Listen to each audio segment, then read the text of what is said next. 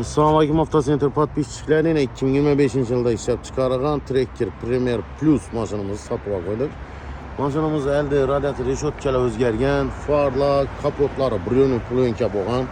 Kraskasi 100% rodnoy. Yumshoq balondan beri ajoyib bundan qo'ygan 4'sini ham. Mashinamizda pokoleniya propon balon o'rnatilgan. Evakor politler, içi kojunlu bo'ladi. 4'si dene ham qizadi, rullar ham qizadi. Mashinamiz 20.000 kilometrni o'zi halal yurganida turibdi. Yine mashin 2025 Premier Plus. Neler ham, yine bosanalar ham, apşikkeler ham hammasine különke tartılgan bu mashinamizda. Bu mashinni aziz yurtlarsa narxi 240 milyon so'm.